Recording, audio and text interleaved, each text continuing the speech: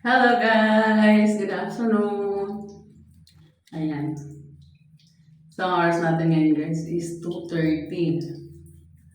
So, next shift ako guys. Then, alam niyo ba na ilang oras lang tulog ko ngayon? So, dumating ako ng 7. Tas, natulog na agad ako. Then, nagising ako ng 10. Hindi ko nga alam kung maliligo ako or mag-aabat lang ako baka mamaya.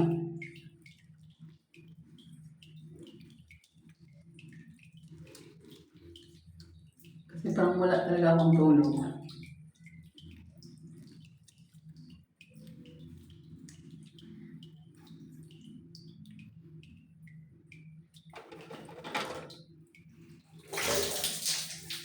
Grabe.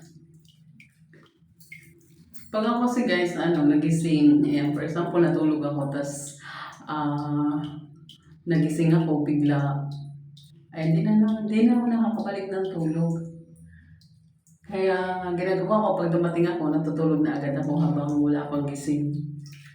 So, kanina, habang nagluluto sila, dito lang ako sa baba natutulog guys, kasi, pag sa taas din, super init kasi. So, ang ginagawa ko, dito lang ako sa baba natutulog.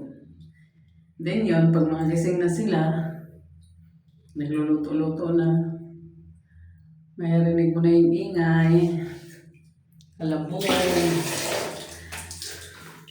Tapos once na, guys, na gigising na ako, na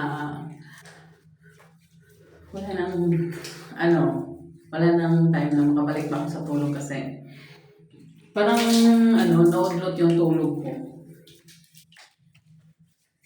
Tapos naisip ko, paano kayo makatulog? Kahit anong gawin ko guys, yung mag-idlip-idlip ako, babalik ako sa tulog. Hindi na talaga, as in. Kaya yun ang problema ko pag night shift ako guys, yung super nagkakaroon ako ng mga eye bag. Ayan. Minsan nagkakaroon ako ng mga wrinkles. Ayan sa akin naman to. Ayan o. Ayan. Gawa ng puyat.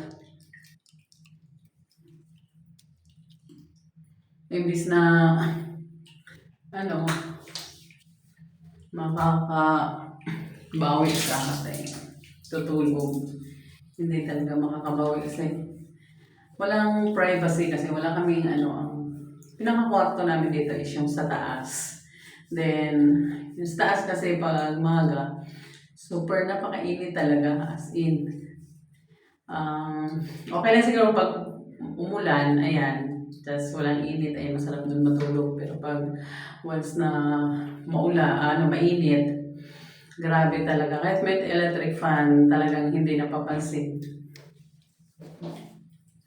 As in, napakainit talaga. Kaya, ginagawa ko, dito ako natutulog sa sala. Yun nga lang, pag sa sala ka natutulog, tas may gising na. So, alam mo naman mga bata, wala silang pakialam kung magigising ka. Kaya, puyat ngayon. Sabagay, bukas guys, rest day ko naman bukas. Ayan, bawi na lang ako bukas. Kaya tignan mo, wala pang 3. Naligo na ako kasi wala rin naman, din naman ako makakatulog. So, nagdadalawang isip pa akong basahin yung ulo ko kasi wala pa kasi akong tulog eh. Kasi sabi nga nila guys, pag once na wala kang tulog, bawal daw basahin yung ulo. Kasi ito nga, dito pumapasok po yung lamig ng tubig. Tapos, wala kang tulog. Kahit na yung pag-iila mo, sabi nila kasi, nakakabulag daw yun. So, oo, yung tsuhin ko dati, pag pumunta siya sa bukid, maaga pa yun, napunta siya ng bukid, no? Then pagdating niya doon guys, uwi yan siya ng tanghali.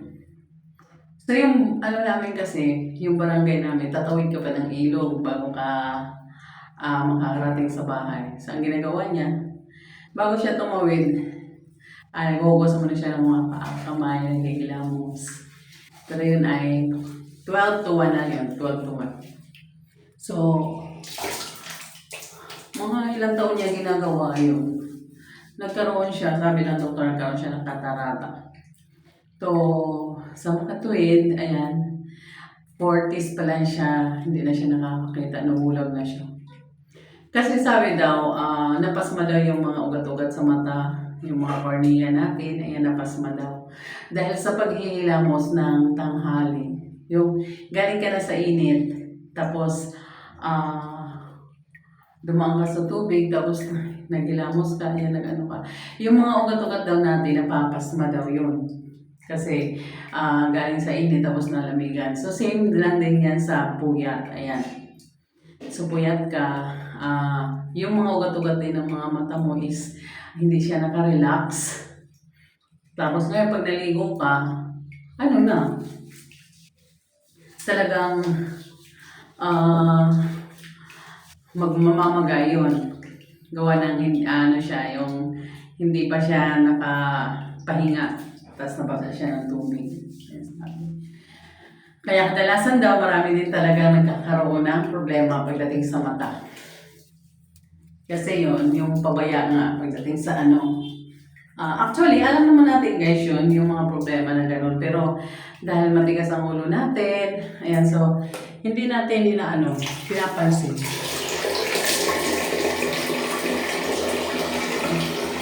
Pinapabayaan natin. Pinapabayaan natin na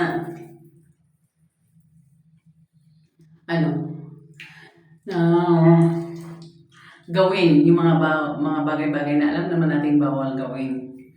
So, tayo rin yung may kasalanan kung baga kung nagkakasakit tayo. So,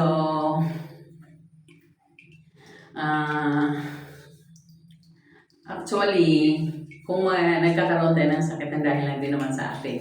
So, tayo yung gumagawa ng ikakasama natin. Dahil sometimes naman, hindi naman talaga natin alam na hindi pala pwede yun. Pero ginagawa natin kasi alam natin na tama yun. Pero mali pala.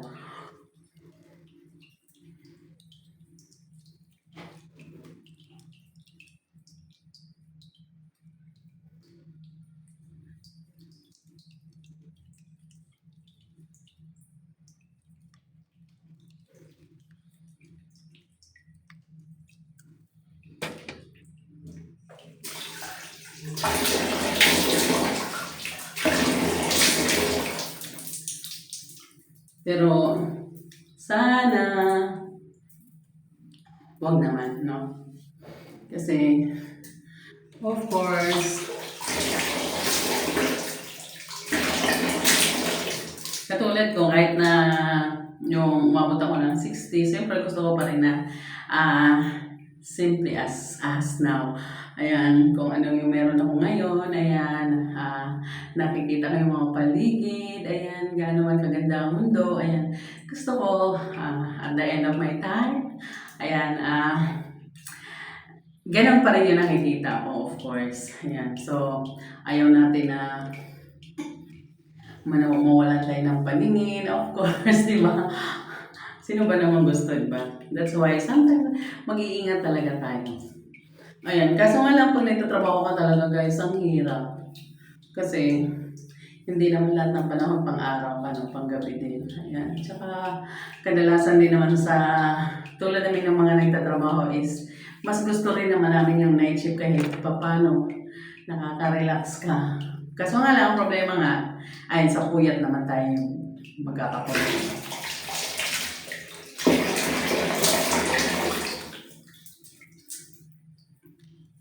Kaya, ay nako. Ayan.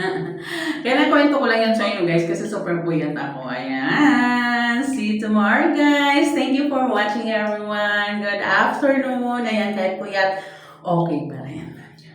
Thank you for watching.